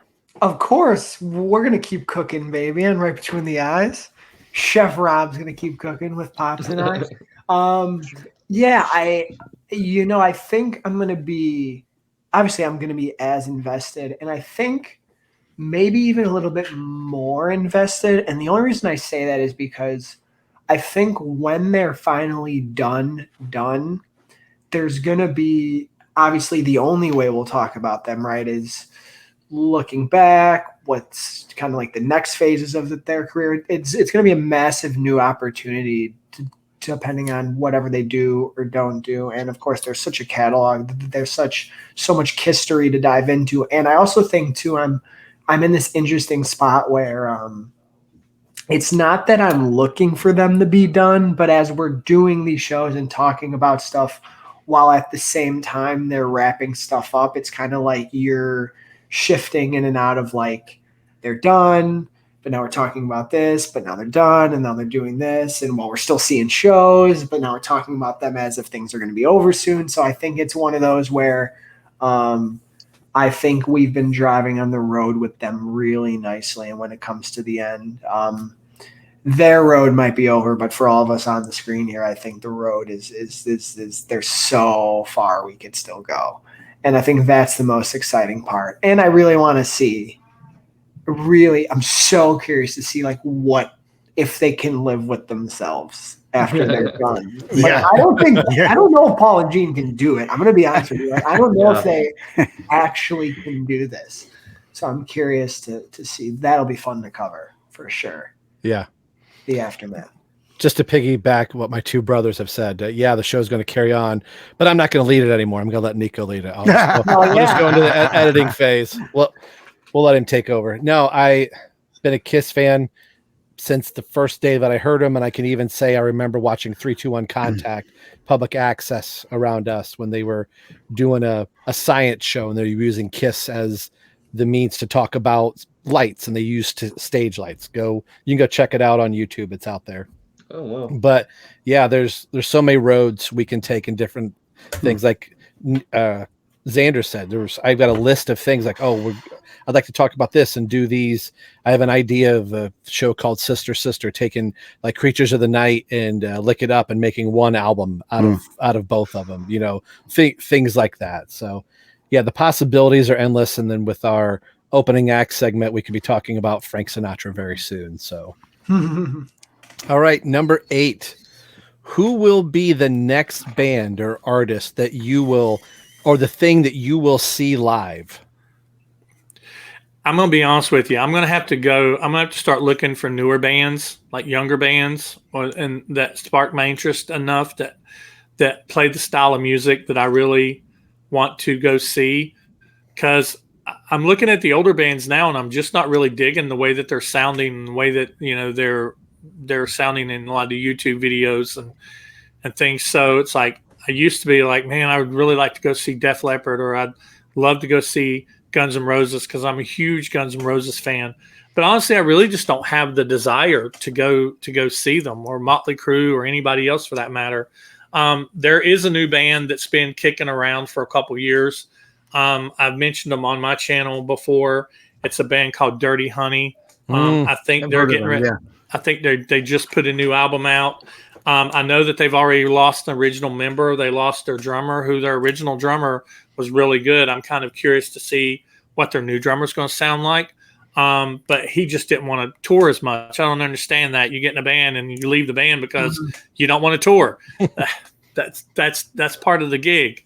So, but Dirty Honey is a band. They kind of sound like a cross between Aerosmith and maybe a little bit of AC/DC, real bluesy, real just straightforward rock and roll, very guitar, Les Paul driven, 4 guys, a bass player, a guitarist, a drummer, and a singer. If they come around close enough, I would love to maybe check them out. Other than that, I don't really have anybody else on my radar to go see. Nick and Nikko, you guys have both seen Dirty Honey open for Wolfgang. We saw them open for Wolfie Van Halen, and they were really good. They were really good, The singer is incredible. Yep. He's got some great pipes on him, so that's a good band to check out. I didn't know they just had a new album come out though, so that's something for all of us to. That's a reminder for me, Nick, because I thought they were really good, and I remember listening to them a while after that, and then I just completely forgot about them. Yeah. So I'm glad you brought them up. I'm going to go back and check them out again, because it was some good stuff there. It was really, really entertaining and very talented group. Nick. Okay, so I'm going to put all my time and effort into following this group. I'm going to dedicate myself to this group called Amber Wild. Woo! Does everybody know? Oh, yeah. Okay. Mr. Evan Stanley. Yeah. I don't think Nikko knew. You didn't know, did you? You don't know. No, I don't know. I don't. I'm just Kiss, man. That's Evan Stanley. They're gonna open up. Yeah. Listen, I didn't know his son was opening up. I didn't know the name was called Amber. Wow. So obviously that's tongue in cheek. Look, for me, at the end of the day, most of the guys that I like are pretty much like Brant said earlier. They're just few and far between. Some of the shows, I just like live music, and as long as the people come around that I want to see, but nothing will be like Kiss. Let's be honest. I mean, it's just not. I mean, I'm not going to sit here and lie to you guys, right? It's just not. Would I love to go see U2 at the Sphere in Vegas? Sure, that looks cool there, but I don't have that kind of money to spend right now. If the Rolling Stones come back, I don't know. They're like 105. I don't know if they're going to come back. I would love to take Nikko to see him, but we'll just kind of play it by ear. But as far as that dedication and that almost daily, it sounds creepy, I know, but almost that daily thought process of how it is with Kiss, there's nothing like it anymore. Emily, what about you? Who are you band? There will never be another band like Kiss ever in the history of music, not in our lifetime or beyond.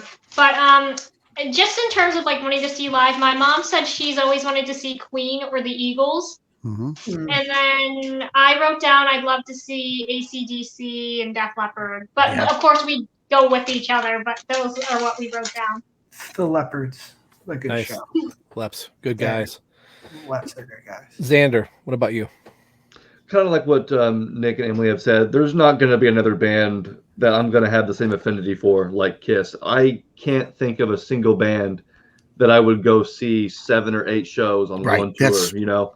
Correct. Like I've seen like 6, 7, 8, maybe 9 shows on this end of the road tour.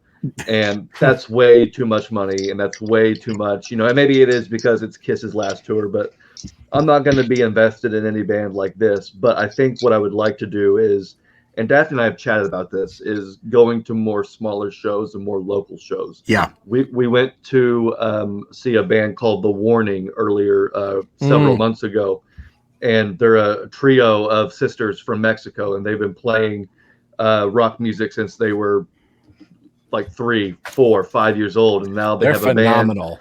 They are really phenomenal. Their first full-length album just came out. They're touring all around the world. We got to see a show in Indianapolis, and it was maybe 150 people packed into a small place, and it was amazing. They did great. We went and saw, I think there was another band I can't think of off the top of my head, but yeah, I just want to go see smaller shows and more local shows. I just can't see myself continuing to pay this much money plus fees, plus parking, plus food, plus gas, plus hotel, if you're not going to be the hottest band in the world. You know what I mean? If you can't bring it, then I can't go. So I'm just going to try and support the next generation bands, the next rock bands, and go from there. Greta Van Fleet is another band that Daphne and I love to go see live. They're at the point now though where they're playing the same venues as Kiss, so that's been really fun because I can think back to when, you know, their first EP came out and nobody knew who they were, and they were playing these small venues, and then Daphne went and saw them at a slightly bigger venue, and then we just went and saw them at the same place that we're going to be seeing Kiss here in a few weeks. And so that's just been really fun to watch them grow and get big. So I think somebody earlier mentioned, what was it, Dirty Honey? Or Yeah, was that it is? Yeah. And then there's like Sister, or there's a few bands that like that. There's Crownlands, who's opening for Kiss right now in Canada. They are fantastic. If you guys want some classic sounding rock and roll, go check out Crownlands on Spotify. It was amazing stuff. So yeah, I'm just going to be interested in the next generation bands, helping those smaller bands, you know, make it. Nice. Rick? Like Xander said, if you can't bring it, I don't want to go. And my answer would have been no one, because there's no one that can top Kiss until I saw Ghost in 2022. And you talk about pyro, hooks, showmanship, costumes, makeup. I mean, it's everything. And when arena rock, you know, when I left that arena with Danny, I had goosebumps on my arms, and I told him, I said, man, that show changed me. It was like seeing Kiss for the first time. And I think Ghost is the only band besides Kiss that I will, you know, travel for and go see multiple shows and always buy a shirt. Nice. Awesome. Nikko? Well, you know, it's a tough question. Just to share what everyone else has said, there's going to be no one like Kiss for me in terms of kind of the dedication I give and kind of the fanboy nature of it all. So I think I'm going to be a Swiftie. Oh, there you go. I'm going to get into Taylor Swift. I feel like it's time to. She's great with her fans. that tour looked electric. You know, she can get that out of me. I'm just kidding. No. Yeah. There's a lot of bands I support, a lot of the ones that have already been named. Are you a big Foo Fighters guy? I am a big Foo Fighters guy. Talk about annoying in terms of not changing a set list, though. Yeah. I got Dave Grohl in my crosshairs, too, even though he's But for me, it's I go to a lot of concerts, a lot of small bands I support, and a lot of big bands I support. I like a lot of genres, too. I like rap and hip-hop, a lot of rock still, alternative rock, some pop-punk stuff. But there's never going to be... I think for me, like the Foo Fighters and Bon Jovi were the closest, and the Goo Goo Dolls are like the closest I ever got to being even near the stratosphere of how much I put into Kiss. I think I'm just going to keep finding bands I like. I go to a lot of music festivals too. I go to the Lollapaloozas. I go to the Riot Fests. I go to the Summer Fests. So anyone really, but I am big on Wolfgang Van Halen. I know me and my dad debate about what he should and should not be doing. But I think he's really solid. We weren't able to go to the show the other day because I was fighting pneumonia. But I think he's pretty great, and his 2 albums are pretty fire, and I think a really great 2 rock albums that came out like contemporary. So I don't know, man. I think there's never going to be a Kiss again for me. Me, oh yeah, I love each one of those bands that you mentioned. I think they're all great. For me, there are 2 bands that I am completely obsessed by that I could see moving into the tier of fandom.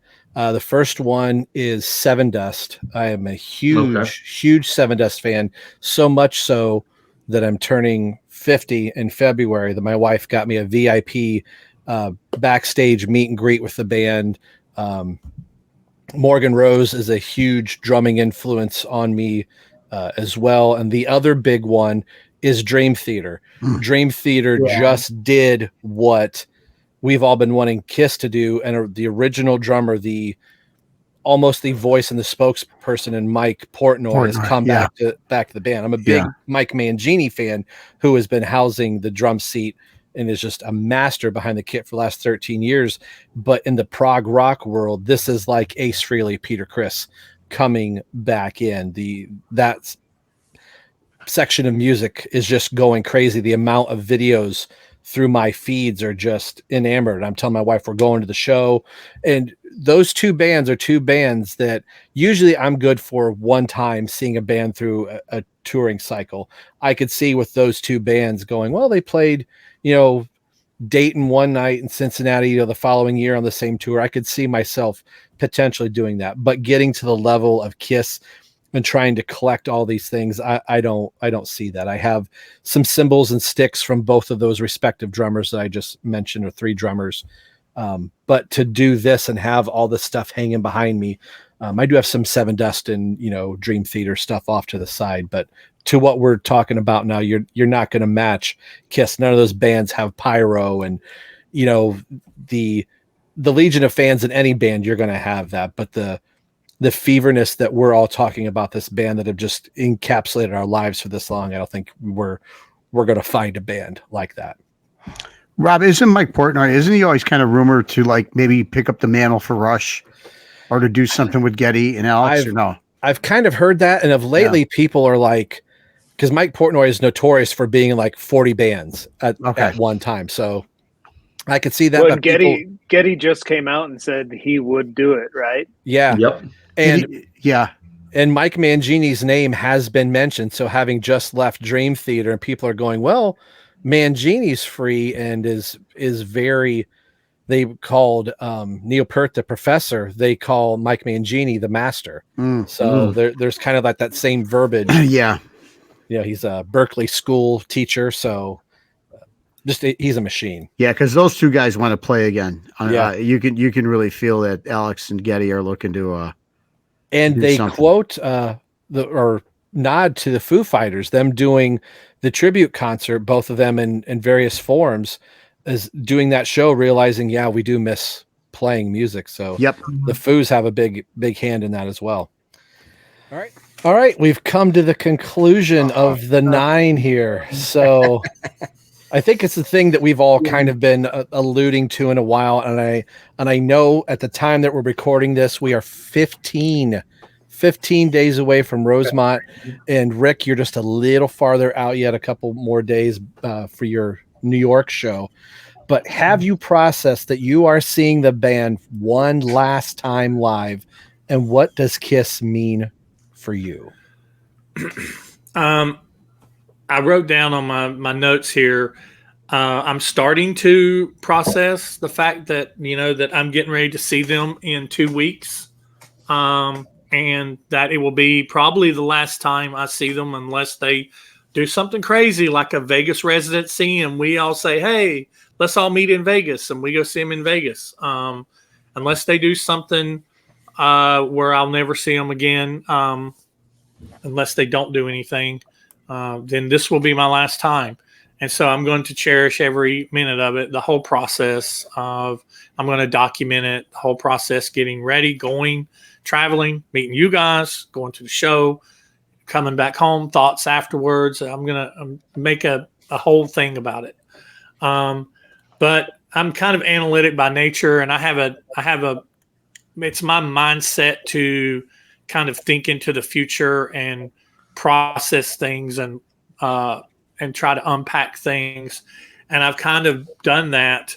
I think almost part of me is still in denial. Like, yeah, this isn't really it. I mean, it's their 50th anniversary next year. This isn't really it.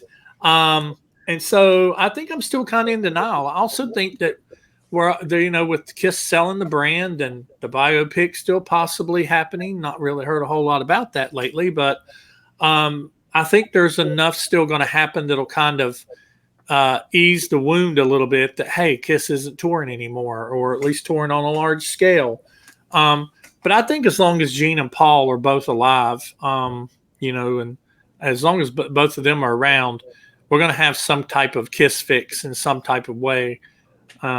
But I still think partially that I've begun to unpack it, but I think I'm also really in denial about it too. Gotcha.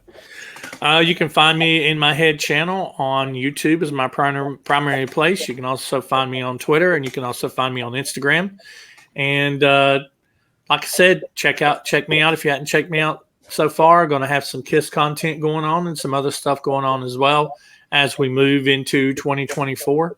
And all I say is, Rob, I really cherish our friendship and with everybody on this screen. I've known everybody on this screen, at least a year or two. Me and Rick go way back. Me and Emily go way back. So I cherish all you guys' friendship, not just on the screen, but on this screen as well. When we talk and we chat, and we have good days together. We have bad days together. And you guys have been here for me. I'm here for you.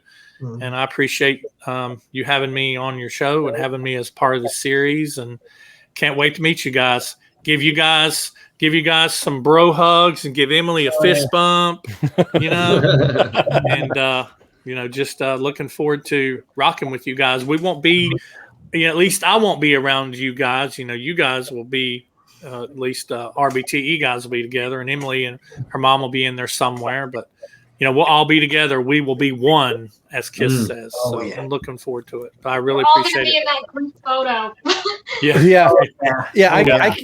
I can't wait for the group photo. I think that's gonna be good. And then we'll superimpose Rick in off to the side with a little NYC flag. You Nick. Yeah, no, I haven't processed it. I don't really know what it's going to be like afterwards. KISS has been a way of life for me, and it's because of how important they've been to me as a young child, and all the way through almost 59, going to be 59 years old, and then passed it on to my son. It's more than I could ever say. So I still don't feel that it's over. Follow me at N. Caruso Jr. on X, and follow our other show, The Vigilante 1939, that I do with my son Nikko and our good friend Nick Zednick, which is all superhero comic book movie talk. Emily, what about you?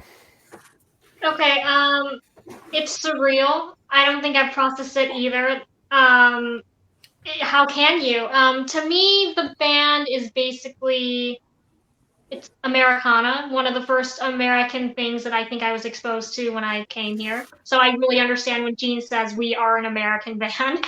And to me, it's the bond with my mom. And for my mom, she said that Kiss is her childhood, her adulthood, and basically her whole life. She's a little bit younger than you, Nick. She's 58, so she's going to be seeing this band for the final time. And it's just really crazy. Yeah, I haven't processed it either. I am at FlapperDame16 on Twitter and Instagram, and then I'm at YouTube at EmilyGraziano96. Xander. I'm beginning to process it. We're about 2 weeks out now, and so I'm kind of forcing myself to process it because this whole time I've been kind of like, wanting November to not come, just trying to like savor the moment and just live in the now.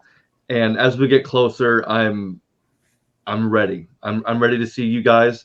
I'm also just grateful. I'm grateful to even be able to get to see them 2 more times, once in Indianapolis and then again in Rosemont. So I'm just looking really forward to being able to see all you guys, hand out buttons to people. And I just got my hotel booked. So I'm going to be staying 5 minutes away from the venue. So I'm getting my travel stuff ready to go. So yeah, I'm in the beginning phases of processing it, but nothing is going to compare to actually being there, actually being with you guys, and witnessing greatness for the last time. So it's going to be awesome. Oh, and then also you can follow Kiss Army things on Facebook and Instagram, and then subscribe on YouTube. All right, Rick, what about you, brother? I think I have processed it's the end. I know when the confetti cannons go off during rock and roll night, I'll probably get a sting in my eyes. That'll be just a moment of joy for me. And I think, especially like seeing my first show with my best friend, Danny, he's going to be right there next to me at Madison Square Garden. And so to bookend it with him, it's just going to be a magical moment. And I'm ready for it to end. It needs to, but my joy of Kiss will never end. Poetic. Nikko, brother. A gorgeous dog is on the screen, so I'm distracted. I apologize. Milkshake, what up, homie? What a pretty puppy. Pretty puppy. For me, I think I'm getting there. I think the interesting part is ever since the first End of the Road show that me and my dad saw, the first 2 back-to-back we saw was back in March of 2019. There was always either rumor or news of there were going to be other shows. Yeah. And then I proceeded to see, I think 3 or 4 more on End of the Road, not including our last one yet. So every time I saw a show, I knew there was another one that was going to be there. And this is really the one where I'm being told there is no more Kiss shows after this one I see. And that won't hit me till probably the show ends. I think what's cool about it though is, man, me and my dad are going out about as cool as you can go out with all of you joining us and being in this community. I think that's going to make it even better. We've never had other Kiss fans join us for shows, and we didn't even have friends who were Kiss fans till Rob. So this amazing brothership and this cool community that we formed the past few years, I think it's going to culminate at that show to where I might not even be paying attention to the stage that much at the show because there's so much more to be appreciative and thankful of. And I think it's really more so I'm processing the band's done, but this show, instead of it doesn't, way more so than feeling like the last Kiss show I'm going to see, it feels like a culmination of my career as a Kiss fan in a way. And I think that's where my mind's going to be a lot of it. And I think in the days and weeks after it is when it's going to hit me. While they're done, I'm probably not going to see them again, et cetera, et cetera. And just what they mean to me is they taught me how to be weird. They taught me to be They taught me that being different is cool. They taught me to wear what you want, to say what you want to say, to sing what you want to sing. And they really, who's ever wearing the makeup to me, it doesn't matter. They are really 4 superheroes. And it's the greatest show on earth I've ever seen. And can't wait to do that one last time with y'all. And if you want to talk to me about that or anything else, you can follow me at Nikko Caruso, Twitter, Instagram, Letterboxd, at Nikko Knows Film on TikTok. And like my dad said, the Vigilante 1939, but of course, right between the eyes. But I'm going to let Rob talk about that as he so eloquently does. Yeah, I can't think of a better poetic place, which, Nick, you really haven't said much. This is the venue where you saw Kiss for the very first time. Yeah. Yeah. Yeah. And it's true. And just to piggyback on what Nikko said, I think the irony in this whole thing is that, like, I've been waiting my whole life, right, to have somebody join me in my Kiss brotherhood. And I never really had it till my son came along. And now to be able, it's just so weird. It's the last show. It's going to be like this big party. But that's the beauty going forward of what we've established here. And that's why, to me, I don't feel the hurt or the pain yet, because I've got a bunch of people now to celebrate, commiserate with afterwards, which is a beautiful thing. Yeah. I think that's where I am. Has it hit yet? Probably not. Probably till that last piece of confetti that we're all watching slowly trickles to the stage is even as cheesy and corny as looking for a laugh. But, and I know I've seen this is going to be show 6. I think that I've seen on this tour. I got a bonus show from our good buddy Randall in Columbus to go see that at my first festival Kiss show, which was crazy. But I remember every show that I saw on this tour going, okay, this is the last one. Oh, there's another one. This is the last one. And I never, at every show where I thought it was the last one, I was like, I thought I was going to feel different. I thought I was going to feel a thing, because I think always in the back of my mind, there's going to be somehow, some way coming into this and seeing, your date on the calendar, like, oh, we go see Kiss in a couple days. Just reading that there are 15 days on Kiss, Kiss Online went 15 days till my last show, and I get to experience it with everyone here is amazing. Doing this series, a big tip to the hat to everyone that's participated in this 6 months journey, taking time and, just trying to do 3 people on a podcast sometimes is juggling schedules, but to have 6 people just come in and out. Thank you for your time, your patience, and different text message threads that we've got going on. I love everyone's channels and I enjoy watching everything. And it's going to be so cool to see everyone and say hello and goodbye all at the same time. So I will probably be a little emotional. And for me personally, to get to sit between both Nick and Nikko is makes me so sick. I can't believe it that's how I'm going to go out with my final Kiss show. So thank you to everyone. We hope you've enjoyed this series. The next time you will see all of us will be in probably one big group photo, and we'll be living vicariously through Rick. And then we didn't talk about the pay-per-view that we can all see the last Kiss show. Yeah.